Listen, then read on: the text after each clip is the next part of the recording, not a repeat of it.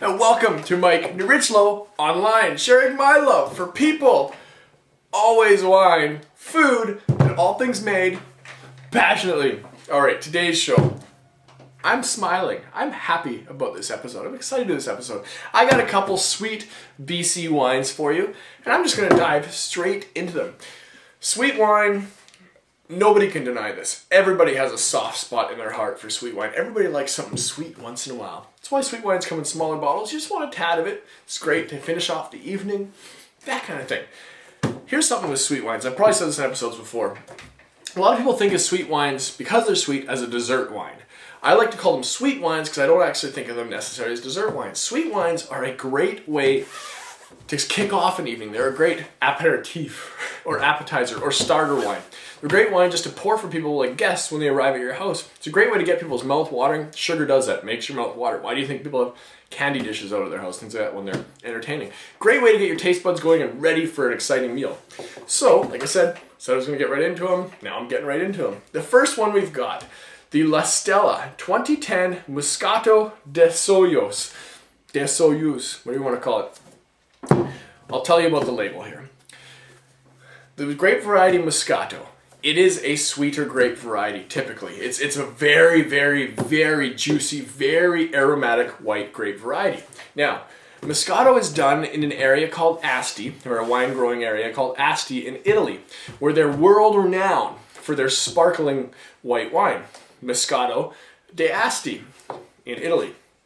These guys are growing Moscato in a Soyuz. Now, a Soyuz, there's very, very little Moscato planted, but I think it does all right there, which is pretty cool. So they're playing off words, Moscato de Soyuz. So, sparkling Moscato from a Soyuz. Let's see what happens with this. Now, this wine I know is tricky to get your hands on. So let's see how it plays out, and if it's good, you can buy it online, get it from their website, and dive on it, because you're going to like it. I have tasted this in the past, that's why but not for a long time. I tasted it right, like the day they bottled it. Holy smokes. Okay, get your hands on this wine. 20 bucks a bottle. 20 bucks a bottle. It's not that small a bottle. That's pretty decent value for a sweet style wine. Now they've done this in a sparkling, but not so much a sparkling, more just like a gentle fizz. A gentle fizz, something soft. On the nose, this is icing sugar and icing and whipped cream until tomorrow. Super aromatic, like so floral, so much just fresh backyard spring day garden flowers coming through on this wine. Oh yeah. And so many bright tropical fruits. I've got some kind of like pineapple on there. Pineapple meats. Maybe hints of kind of papaya or melons, or it's like a tropical fruit platter in your nose. It's a fruit salad. Fruit salad, put it that way. Fruit salad with some nice flowers on the side, some icing sugar papered on top. You're getting this wine. I'd almost say there's some strawberry in here or something too. Haha. Ooh, it's got a delicate fizz to it. Just a subtle, delicate fizz to it. That's why they can put it under cork. Doesn't need to be under a proper cage top for sparkling wine. As you can see, it's under cork. Wow. The palate is slightly different than the nose.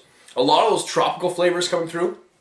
But a really nice, sweet wine needs this, and this wine has this. It's sweet up front, but it's got a ripping dry acidity on the back end. It's a nice dry wine on the back end. Comes through, like the finish makes you think you're having a dry wine. The start, it's nice and sweet. It's beautifully bright and acidic. It makes my mouth water. This would be a great kicker wine for an evening because it's not too sweet. Just enough to get things going. But citrusy. Like it starts off, wow, it's cool. It's like it's separated on my palate. Front of my palate, sweet and tropical. Strawberry, fruit platter, pineapples, all that tropical realm. A little bit of maybe papaya or guava or pina colada. All those, reminds me of Mexico or Hawaii. This side of like the front of my palate. The back of my palate, on the finish, it's got this really nice balanced citrus dryness, dry, acidic, kind of lemon flavors. It's a clean wine. Yeah, that's all I have to say about that. Great. That's where it sits on my wine scale. Great. Great, yummy Moscato d'Asti. Now, I'm not gonna, yes, I'm going kind of crazy with this wine. It is good. I can't put it in awesome or epic because it's not awesome or epic. It's definitely great. It's good value for 20 bucks. Seek this wine out.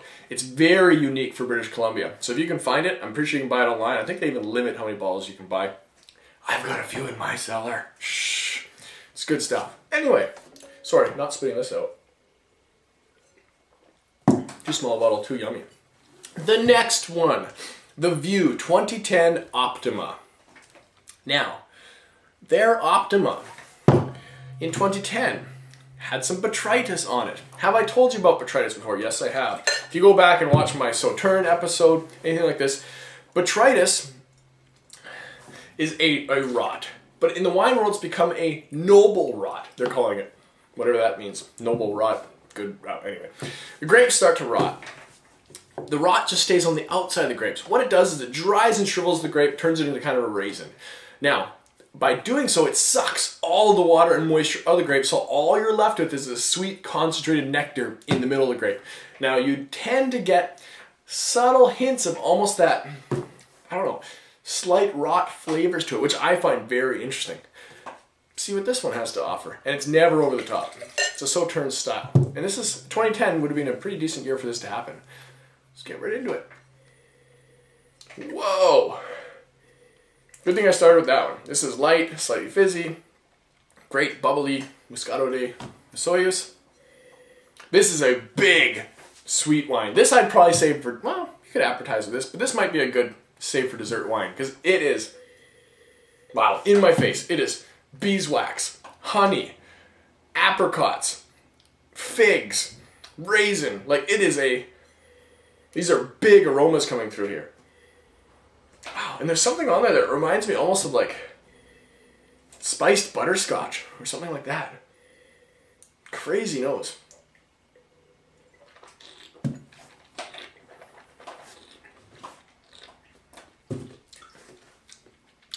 It's really hard to spit these wines. They're very, very yummy. It's hard to say anything bad about them because they're yummy. The palate, the nose on this has got a pile one on. It's got a neat kind of burnt aroma to it on the nose, like the grapes have been sitting in the sun drying. It's kind of like that burnt sun aroma. I like that. It's neat. On the palate is definitely a bit simpler than the nose. I was wondering how much we were looking at for this one. 26 bucks for this. 500 ml bottle, 375 ml bottle. Excuse me. On palate, you get a lot of tons of that apricot, kind of light apricot meets kind of banana, lemon, citrus notes. A hint of something kind of almost nutty, almost in the realm of pistachio or macadamia nut, that kind of thing. Palate's a bit simpler. I like this wine. I do. 25 bucks. I'm gonna say this is good plus. It's super yummy. Definitely super yummy. Good plus. Yeah. Sweet wines for summer. We'll call it that. Sweet wine for summer. A great fizzy sweet wine. A good plus. Botrytis affected wine. That's all I have to say about that. BC's rocking it. I've been doing a lot of BC episodes lately. Because BC, it's my backyard. I love it. And it's come so far and the wines are starting to be so good. I can't wait to see us on an international scale. Anyway, wine depretentiousized on this show. Thank you so much for watching. And we'll see all of you on the next episode.